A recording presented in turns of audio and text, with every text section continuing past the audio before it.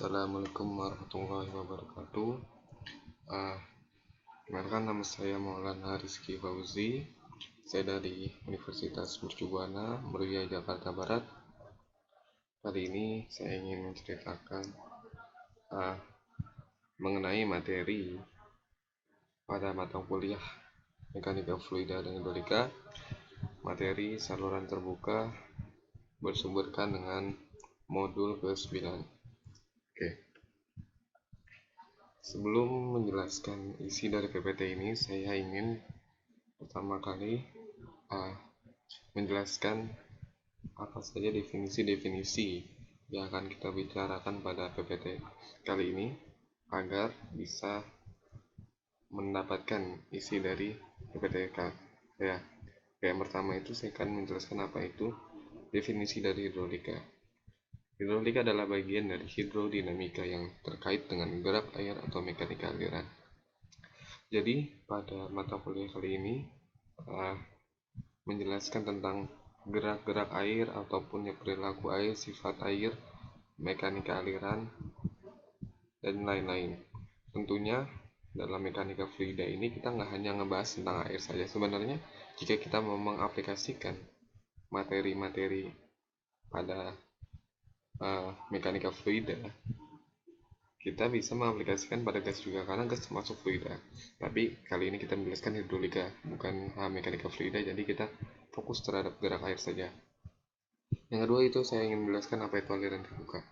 Aliran terbuka adalah aliran yang mengalirkan air dengan permukaan bebas. Dalam artian, jadi permukaannya itu bebas, kita menyentuh dengan atmosfer, berarti ini tidak tertutup.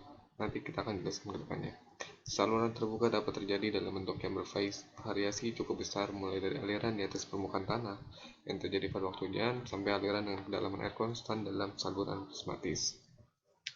Nah, contoh dari aliran terbuka ini biasanya aliran terbuka itu lebih ke alami karena dari kebanyakan dari prosesnya itu timbul secara alami. Yang ketiga itu aliran tertutup. Aliran tertutup adalah saluran yang alirannya tidak dipengaruhi oleh tekanan udara ataupun atmosfer secara langsung, kecuali oleh tekanan hidrolik. Contohnya adalah seperti pipa, dan di mana itu merupakan aliran buatan ataupun artificial. Oke. Sebagai contoh, ini kita bisa lihat saluran terbuka dan tertutup. Saluran terbuka ini seperti pada gambar yang terlampir, yaitu Sungai Ciliwung. Saluran terbuka salah satunya yaitu sungai, dan saluran tertutup kita bisa bayangkan sebagai pipa. Kenapa perbedaannya terbuka tertutup? Seperti kita lihat dalam sungai kali ini tuh permukaan dari saluran terbuka itu terkena oleh atmosfer secara langsung, jadi tidak ada tutup-tutupan. Sedangkan kalau yang tertutup, kita itu tidak terkena atmosfer. Oke. Setelah kita tahu apa itu saluran terbuka dan tertutup, kita akan gali lebih dalam, yaitu perbedaan antara saluran terbuka dan saluran tertutup. Yang perbedaannya adalah saluran terbuka mempunyai permukaan bebas, sehingga air bebas bentuknya. Aliran sungai terbuka mempunyai permukaan yang terhubung dengan atmosfer. Aliran saluran tertutup mempunyai permukaan yang tidak bebas, karena air mengisi seluruh penampang saluran. Aliran saluran tertutup mempunyai permukaan tidak terhubung dengan atmosfer. Oke. Itu adalah perbedaan prinsip pada permukaan aliran khusus dalam permukaan. Oke. Kita akan membahas di saluran terbuka. Untuk saluran tertutup, kemungkinan untuk materi selanjutnya, saluran terbuka itu kebagi menjadi dua jenis, yaitu yang pertama saluran alam ataupun yang disebut dengan saluran natural. Ciri-cirinya adalah geometri saluran tidak teratur. Kenapa tidak teratur? Sebagai contoh, sungai itu nggak ada yang teratur, nggak ada yang kotak-kotak doang, lingkaran nggak ada lingkaran doang, nggak ada yang pinggirannya itu rata, nggak ada, karena biasanya saluran itu ya tidak teratur karena dari proses alami. Yang kedua itu materialnya saluran bervariasi. Kenapa bervariasi? Kan adanya misal saluran sungai Ciliwung, misal saluran di sini sama yang 500 meter dari kamu berada, sungai Ciliwung bisa berbeda-beda tergantung dari perlakuan maupun ya dari sifat alaminya itu sendiri. Yang ketiga itu lebih sulit memperoleh hasil yang akurat dibandingkan dengan analisis aliran saluran buatan. Kenapa? Karena ya materialnya yang pertama bervariasi, otomatis kita mempunyai faktor-faktor tambahan jika kita ingin menganalisa saluran alam. Selain itu juga kenapa tidak akurat? Ya seperti tadi penampangnya semua itu sangat bervariasi sehingga susah untuk mendapatkan satu variabel yang dapat menggantikan ataupun mewakili dari beberapa material yang berbeda-beda. Yang kedua itu saluran buatan yang harus kita sebut dengan artificial, yang udah pasti itu dibuat oleh manusia, umumnya memiliki geometri saluran yang tetap.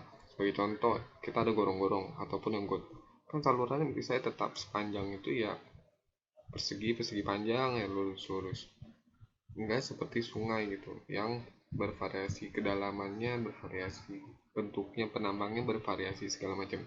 Yang ketiga itu dibangun menggunakan beton, semen, dan besi. Tidak seperti sungai yang biasanya, yang bukan biasanya sih sebenarnya pakai tanah segala macam. Sekarang kalau buatan tentunya kita pakai beton, semen, ataupun besi. Yang keempat itu memiliki keatasan yang dapat ditentukan. Kita bisa menentukan kekasaran dengan menentukan penggunaan material yang kita pakai. Jadi kita bisa mendapatkan variabel yang tetap. Yang terakhir itu analisis saluran yang telah ditentukan memberikan hasil yang relatif akurat. Dikarenakan kita dapat menentukan variabel itu sendiri. Kita bisa menentukan apa sih kita mau seperti apa sih spesifikasi saluran kita. Jadi untuk analisis saluran bisa mendapatkan hasil yang lebih akurat. Klasifikasi saluran. Seperti yang kita sebut tadi, saluran terbuka dan saluran prismatik. Apa itu saluran prismatik? Saluran prismatik yaitu saluran yang bentuk penambang melintang dan kemiringan dasarnya tetap.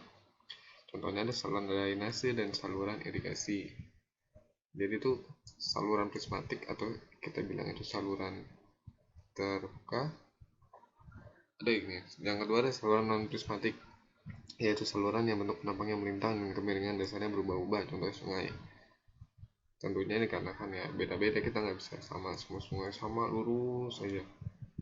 Terus bentuknya gitu aja kan nggak bisa, karena ya tergantung dari pengaruh alam juga.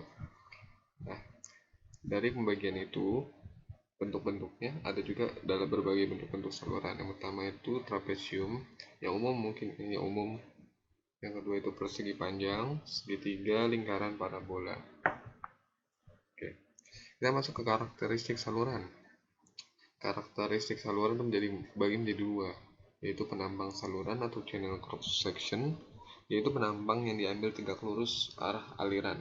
Sedang penambang yang diambil vertikal disebut penambang vertikal atau vertical section. Kita bisa lihat di sini untuk kita pemotongan penambang saluran cross section ini kita bisa melihat kedalamannya, kita bisa melihat lebarnya, kita bisa melihat lebar permukaan. Sedangkan untuk channel side view atau vertical section kita bisa melihat dari kemiringan dari aliran itu sendiri. Oke. Geometri saluran. Dalam geometri saluran kita membahas beberapa unsur. Yang pertama itu kedalaman aliran, yaitu duga atau stage atau taraf, 3 lebar permukaan atau lebar yang di atas, luas penampang yang terbagi menjadi beberapa bentuk seperti yang tadi kita sebutkan, keliling basah, jari-jari hidrolik, kedalaman hidrolik, penampang saluran lebar sekali, dan yang terakhir adalah faktor penampang. Kita akan bahas satu. Yang pertama itu kedalaman aliran. Apa sih kedalaman aliran itu? Kedalaman aliran adalah jarak vertikal titik terendah dasar saluran hingga permukaan air. Jadi kalau misal kita lihat kedalaman aliran kan bisa beda-beda tergantung kayak sungai contoh. Itu kan beda-beda kedalamannya, nggak semata-mata 7 meter semua, pasti kan ada yang lebih dalam lah, apa yang lebih cetek. Terus yang kedua adalah kita ngebahas taraf. Taraf itu adalah elevasi dari permukaan bebas di atas suatu bidang bersamaan. Yang ketiga itu lebar permukaan, disebut juga lebar penambang saluran pada permukaan bebas. Ketiga adalah luas penampang. Luas penampang melintang aliran tegak lurus arah aliran. Pada keliling basah, apa sih itu keliling basah? Keliling basah adalah panjang garis perpotongan dari permukaan basah saluran dengan bidang penampang melintang yang tegak lurus arah aliran. Kemudian ada jari-jari hidrolik, yaitu rasio luas basah dengan keliling basah. Kalau kita definisikan menjadi sebuah rumus, yaitu R sama dengan A per P, di mana A adalah luas, sedangkan P adalah keliling basah. Terus kedalaman hidrolik adalah luas basah dengan lebar puncak. Oke. Yang terakhir adalah dari unsur-unsur tersebut kita tergantung dari penampang-penampangnya, kita bisa pakai faktor penampang, karena penampangnya beda-beda, mempunyai sifat-sifat ataupun karakteristik yang berbeda, maka itu untuk perhitungan aliran kritis, maka kita mempunyai beda-beda tergantung dari jenis penampang itu sendiri. Dengan rumus Z dengan A akan D, di mana A itu luas penampang dan T itu tegak. Oke, jika kita mau bahas satu persatu dari bentuk penampang, yang pertama itu persegi panjang. Di sini bagi menjadi lebar, terus juga ada tinggi, ada luas permukaan, terus juga ada dalaman aliran. Kita bisa lihat di sini luas adalah B kali Y, di mana B-nya itu lebar, sedangkan Y-nya itu kedalaman air. Kita bisa melihat luasnya berapa, P-nya kita bisa lihat menggunakan rumus-rumus ini. Dan yang kedua adalah trapesium. Kita bisa mengetahui, biasanya trapesium itu umum dipakai karena mempunyai beberapa keuntungan daripada persegi maupun dengan penampang yang lainnya. Terus yang ketiga adalah penampang segitiga. Rumusnya adalah sebagai berikut. Yang keempat adalah lingkaran, dan di sini lingkaran ini terbuka, masih terbuka gimana ya? Pipanya nggak tertutup gitu loh, memang lingkaran, atasnya tertutup, namun masih dibilang sebagai penampang terbuka, dengan rumus sebagai berikut. Yang kelima adalah parabola. Yang keenam adalah persegi panjang sisi dibulatkan. 7 adalah segitiga dasar dibulatkan. Oke, ya, saya kira sekian dari presentasi saya mengenai saluran terbuka mata kuliah mekanika fluida dan hidrolik. Di sini saya mengambil dari berbagai artikel. Yang paling utama adalah saya mengacu pada modul 9 dari Pak Acep selaku dosen mekanika fluida, dan juga saya mengambil dari artikel-artikel mengenai saluran terbuka di internet, dan juga dari jurnal-jurnal yang membahas saluran terbuka. Saya akhiri presentasi saya. Saya ucapkan terima kasih telah menonton. Assalamualaikum warahmatullahi wabarakatuh.